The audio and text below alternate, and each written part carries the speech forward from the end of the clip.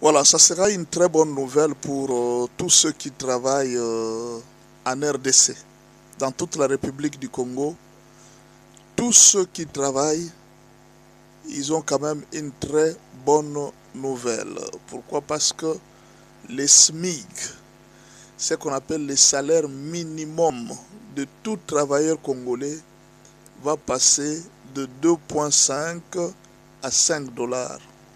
Autrement dit, le moins payé en RDC va commencer à toucher 150 dollars. C'est ce que ça veut dire.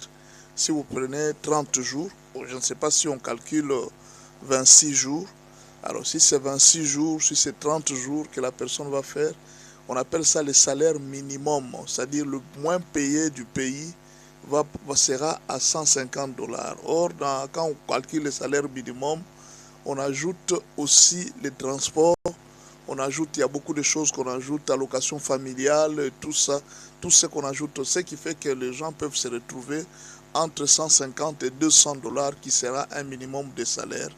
Bon, c'est quand même une très bonne chose. Prions parce que le salaire sera applicable à partir du 1er février. Et ça, ce n'est pas seulement pour la fonction publique, c'est pour toutes les entreprises qui opèrent en RDC.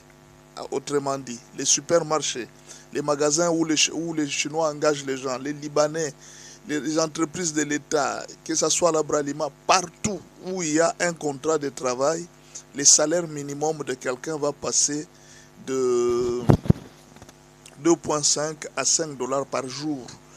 Alors ça aussi, ça sera aussi peut-être compliqué pour ceux qui ont de travailleurs dans leur maison, des bonnes comme on les appelle. Si vous engagez des travailleurs, donc vous devez être sûr au moins que s'il y a un travail que vous engagez quelqu'un dans votre maison, la personne sera payée au minimum 150 dollars. C'est-à-dire, ceux qui payent là 50 dollars, 60 dollars, on risque de vous porter plainte dans les jours qui viennent. Donc à partir du 1er février, si vous engagez un travailleur, soyez sûr que vous allez le payer au moins 150 dollars. C'est ce qu'on appelle les SMIC.